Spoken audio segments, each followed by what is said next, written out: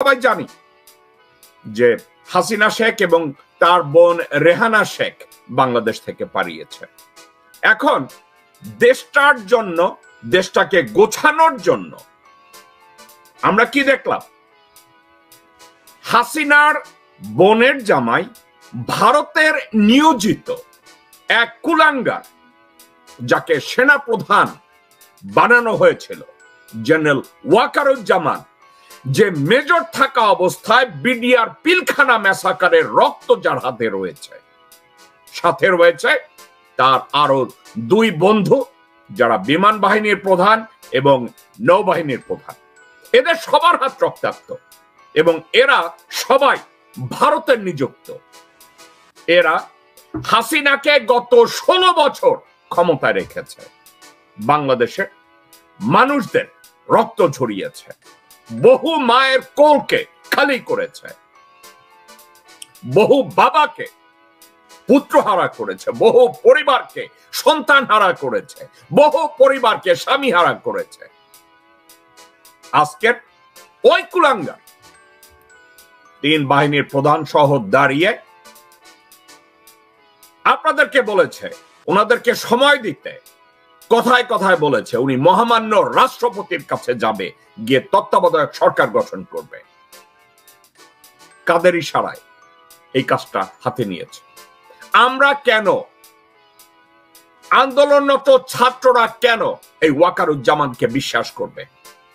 এই ওয়াকারুজ্জামান ওই ব্যক্তি যার দায়িত্বে থাকাকালীন জনগণকে মারা হয়েছে, জনগণের ভোটাধিকার হরণ করা হয়েছে, জনগণকে গুম করা হয়েছে, তার নেতৃত্বাধীন বিডিআর পিলখানা ম্যাসাকার করা হয়েছে। আজকের ওয়াকারুজ্জামান রাজনৈতিক নেতৃবৃন্দকে সেনা ভবনে ডেকেছে অথবা সেনানিবাসে ডেকেছে, শ্রদ্ধেয় অধ্যাপক আসিফ নজরুলকে ডেকেছে, শ্রদ্ধেয় জামাতের আমিরকে ডেকেছে। আমি শুনেছি বিএনপির পাঁচাটা, ভারতের পাঁচাটা কিছু লোকজন ওখানে গিয়েছে। কিন্তু আমাকে আপনারা বলুন, আমরা কিসের জন্য আন্দোলন করেছি? হাসিনা শেখ এবং রেহানা শেখ দেশ থেকে গিয়েছে, কিন্তু ভারতের পাঁচাটা, ভারতের চাকরিরত চাকর এবং দোসররা, তারা কি দেশ ছেড়েছে? তারা কি দেশ থেকে চলে যাওয়ার কোন প্ল্যান করেছে? দেশ থেকে কে কি? আমাদের ছাত্ররা, আমাদের সন্তানরা যে আন্দোলন করেছে দেশকে ভারত মুক্ত করা, ভারতের আগ্রাসন থেকে বাংলাদেশকে রক্ষা করা, তার ধারে কাছেও কে আমরা গিয়েছি? আমরা খুশি হয়ে গেলাম। ওয়াকারুজ্জামান আপনাদেরকে বলেছে ঘরে ফিরে যান, তাকে সাহায্য করতে। আমরা কেন তাকে সাহায্য করব? ওয়াকারুজ্জামানকে বিচারের আওতায় আনতে হবে, বিমান বাহিনী, নৌবাহিনীর প্রধানকে বিচারের আওতায় আনতে হবে। তারা যুদ্ধাপরাধী, তারা গণহত্যার সাথে জড়িত, তারা ভোট চুরির সাথে জড়িত, যারা বাংলাদেশের বিরুদ্ধে ষড়যন্ত্রে জড়িত। কেন আমরা ওয়াকারুজ্জামান বলেছে সে নাকি মহামান্য রাষ্ট্রপতির কাছে যাবে? ওই কুত্তার বাচ্চা চুপ্পু, সে আবার মহামান্য কবে হয়?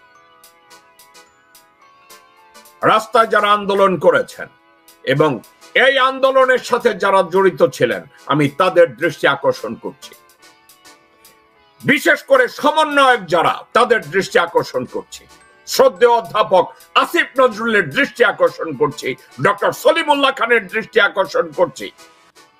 আপনাদেরকে একটা কথা আমি বলতে চাই, আপনারা তিন বাহিনীর প্রধানের ডাকে সেনানিবাসে গিয়েছেন, কেন গিয়েছেন? এই তিনজন, এরা তিনজন 2017 সালের 8ই এপ্রিলের যে প্রতিরক্ষা এমইউ স্বাক্ষর করেছে, ওই স্বাক্ষরের বদৌলতে এই তিনজন তিন বাহিনীর প্রধান হয়েছে। এই তিন বাহিনীর প্রধান হয়ে তারা ভারতের স্বার্থ রক্ষা করেছে। এই তিন বাহিনীর প্রধানের নেতৃত্বে দেশে গণহত্যা চালানো হয়েছে, জুলাইয়ের গণহত্যা চালানো হয়েছে। আপনারা বলবেন হাসিনা এবং রেহানাকে দেশ থেকে তাড়ানো হয়েছে, আওয়ামী লীগকে দেশ থেকে তাড়ানো হয়েছে, কিন্তু ভারতের গোয়েন্দা সংস্থা র এবং তাদের স্লিপিং সেলকে বাংলাদেশ থেকে তাড়ানো হয়নি। বাংলাদেশের রন্ধ্রে রন্ধ্রে রয়ের লোকজন বসে আছে।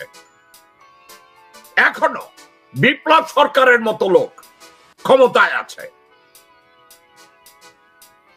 মনিরের মতো লোকজন, বেনজিরের মতো লোকজন ক্ষমতায় রয়েছে, ঢাকার পুলিশ কমিশনার ক্ষমতায় রয়েছে, রয়ের লোকজনরা পুরো বাংলাদেশকে ঘিরে রেখেছে।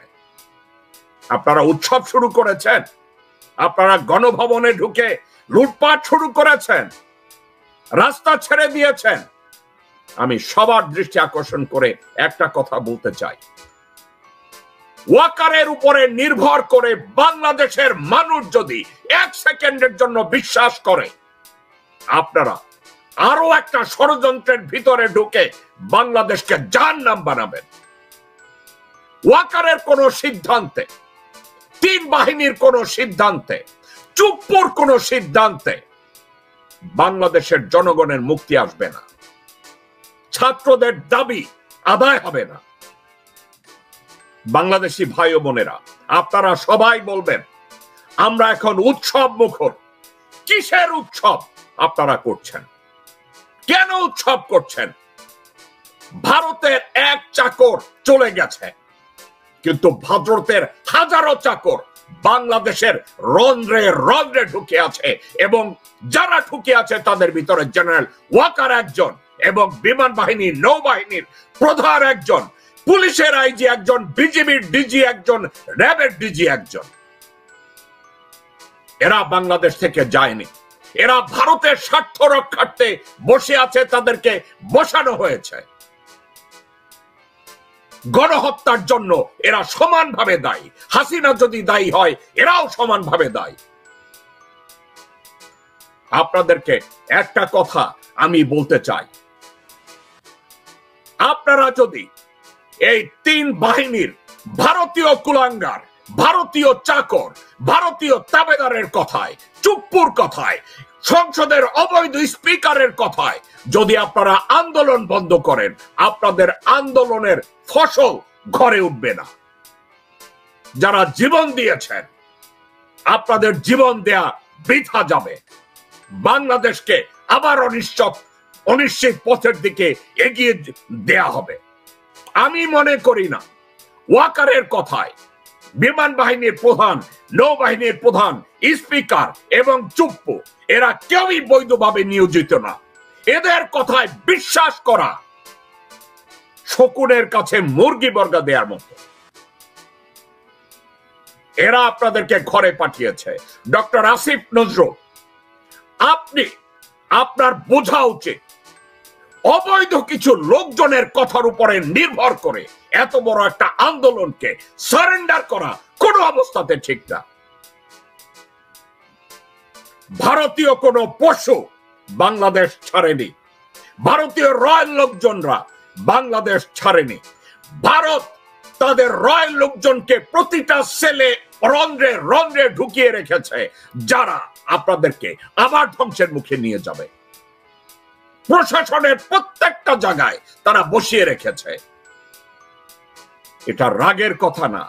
বাংলাদেশি ভাই ও বোনেরা, উৎসব করার ধারে কাছেও আমরা না। হাসিনা শেখ এবং রেহানা শেখ বাংলাদেশ থেকে পালিয়ে গেছে, এর অর্থ বাংলাদেশ মুক্ত হয় নাই। ভারতীয় তাবেদাররা বসে আছে, ভারতীয় তাবেদাররা আপনাদেরকে গুলিয়ে গুলিয়ে খাবে সেই পরিস্থিতি করেছে, দেশটাকে খোকলা করে গিয়েছে। আমি আপনাদের সবার দৃষ্টি আকর্ষণ করে একটা কথা বলবো, এদের সিদ্ধান্ত মেনে নেবেন না, এদের পছন্দ মতো কোন সরকার প্রধানকে মেনে নেবেন না, এদের পছন্দ মতো কোন উপদেষ্টাকে মেনে নেবেন না, এদের কোন নীতি, এদের কোন কথাবার্তায়, এদের কোন মিষ্টি কথায় আপনারা ভুল করবেন না।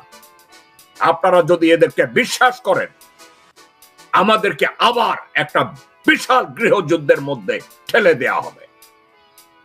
কোন অবস্থাতে 3 বাহিনীর প্রধান, বিজেপি প্রধান, রয়ের প্রধান, বিডিআর প্রধান, এদেরকে বিশ্বাস করার পুলিশ প্রধান আনসার ভিডিপির প্রধান, এদেরকে বিশ্বাস করার কোনো কারণ নাই।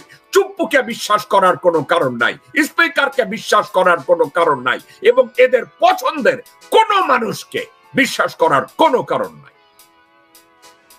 বাংলাদেশি ভাই ও বোনেরা, আমারও খুশি হওয়ার কথা। আমি আজকের ওয়াশিংটন ডিসিতে এসে হাসিনা শেখ যদি পালিয়ে যায়, রেহানা শেখ যদি পালিয়ে যায়, তাদেরকে ভারত থেকে বা যেখানে গেছে ওখান থেকে বাংলাদেশে ফিরিয়ে এনে বিচারের মুখোমুখি করার দাবি আমি আজকের আমেরিকান স্টেট ডিপার্টমেন্টে করব। গণহত্যার সাথে জড়িত জেনারেল ওয়াকার, গণহত্যার সাথে জড়িত নৌবাহিনীর প্রধান, গণহত্যার সাথে জড়িত বিমান বাহিনীর প্রধান, পুলিশ প্রধান, র্যাব প্রধান, বিজেপি প্রধান, তাদেরকে তাদের বিরুদ্ধে স্যাংশন দিয়ে তাদেরকে বিচারের আওতায় আনতে হবে। চুপ্পুকে অ্যারেস্ট করে তাকে বিচারের আওতায় আনতে হবে। সংসদের বর্তমান গরুর খোয়াল নামে সংসদের যে স্পিকার, তাকে বিচারের আওতায় আনতে হবে। আপনারা যদি রাস্তা ছেড়ে দেন, আপনারা যদি আন্দোলন বন্ধ করে, আপনারা যদি পেট ভরা ঢেকুর তোলেন, আপনাদের সমগ্র ত্যাগ তিতিক্ষা হারিয়ে যাবে। বাংলাদেশে যারা রাজনীতি করেন, রাজনীতিবিদ, আমি আপনাদের দৃষ্টি আকর্ষণ করছি, জামাতের আমিরের দৃষ্টি আকর্ষণ করছি, আসিফ নজরুল সহ অন্যান্য বুদ্ধিজীবী যারা বাংলাদেশকে ভালোবাসেন তাদের দৃষ্টি আকর্ষণ করছি। আমি আপনাদেরকে জিজ্ঞাসা করি, কোন ব্রেইনে ওয়াকারকে আপনারা বিশ্বাস করেন? কোন ব্রেইনে, কোন মানসিকতায় আপনারা তাদের ভারতের নিয়োজিত বিমান বাহিনীর এবং নৌবাহিনীর প্রধানকে আপনারা বিশ্বাস করেন? কোন ভিত্তির উপরে আপনারা বর্তমান পুলিশ প্রধান, আনসার ভিডিপি এবং র্যাবের মহাপরিচালকের উপরে নির্ভর করে আপনারা চুপ্পুর কাছে যান সরকার গঠনের জন্য? আমি আপনাদেরকে আহ্বান করব, আপনারা রাস্তা ছাড়বেন না। আপনাদের স্লোগান তুলতে হবে সেনাবাহিনীর কোন লোকে, সেনাবাহিনীর কোন ইনভলভমেন্টে, তাদের কোন সাজেশনে বাংলাদেশের কোন সরকার হতে পারে না। কারণ জেনারেল ওয়াকার, নৌবাহিনী, বিমান বাহিনীর প্রধানরা যদি, চুপ্পুরা যদি একত্রে বসে তত্ত্বাবধায়ক সরকার করে, ওই সরকার হবে ভারত নিয়োজিত সরকার। তাদেরকে বিশ্বাস করার কোনো কারণ নাই। তবে আপনাদেরকে একটা কথা আমি বলবো, আপনারা রাস্তায় যদি থাকেন, আপনারা রাষ্ট্রীয় সম্পদের কোনো ক্ষতি করবেন না, মাইনরিটিদের উপরে কোনো জুলুম করবেন না, তাদেরকে খুন করবেন না, তাদেরকে রক্তাক্ত করবেন না, প্রতিহিংসায় মেতে উঠবেন না। কিন্তু তিন বাহিনীর প্রধান, র্যাবের প্রধান, পুলিশ প্রধান, বিজেপি প্রধান, তাদেরকে গ্রেফতার করে বিচারের আওতায় আনার জন্য আপনারা রাস্তা ছাড়বেন না। চুপ্পুকে অ্যারেস্ট করে বিচারের আওতায় আনার জন্য আপনারা রাস্তা ছাড়বেন না। বিচার বিভাগের যত জজ সাহেব বসে আছে তাদেরকে গ্রেফতার করে বিচারের আওতায় আনতে হবে, যারা এতদিন সংবিধান বিরোধী রায় দিয়েছে। ওয়াকার আপনাদেরকে বলেছে, আমি আপনাদের সব দাবি মেনে নেব। ওই কুত্তার বাচ্চা কে যে দাবি মেনে নেয়ার? ওই কুত্তার বাচ্চার সাংবিধানিক কি পজিশন আছে সে দাবি মেনে নেবে? ওয়াকার এই কুত্তার বাচ্চা, রয়ের দালাল, শুয়োরের বাচ্চা, বিডিআর পিলখানা হত্যার সাথে জড়িত ছিল। এই শুয়োরের বাচ্চাকে কেন আমরা বিশ্বাস করব? এখনো তার সংসারে সব শেখ মুজিবের আত্মীয়র সংসার করে এই কুত্তার বাচ্চা। আপনাদের কেন মনে হয় এই কুত্তার বাচ্চা আপনার বা আমার জনগণের জন্য কাজ করবে? বাংলাদেশি ভাই ও বোনেরা, ওই দেশটা আমার একার না, ওই দেশটা 17 কোটি 20 কোটি মানুষের। সেখানে ওয়াকারের মতো কুত্তার বাচ্চা, নৌবাহিনীর বা বিমান বাহিনীর প্রধান, সব শুয়োরের বাচ্চাদের কথায় এই মুহূর্তে যদি আমরা খুশি হয়ে যাই, আমরা যদি সরকার গঠনে এগিয়ে যাই, দেশটা আবার হারিয়ে যাবে। আপনারা আরো একটা গণহত্যার সূচনা করবেন এবং ভারত এই সুযোগটা পুরোপুরি কাজে লাগাবে। আজকে যে কথাগুলো আমি বললাম, আজকের 2024, আপনারা যদি আজকের এই ভুল করেন, এই ভুলের মাসুল পুরো জাতিকে আবার দিতে হবে। আমার সন্তানরা রাস্তায় এই জন্য আন্দোলন করে নাই যে ভারতের নিয়োজিত 3 বাহিনীর প্রধান আপনাদেরকে সরকার উপহার দিবে।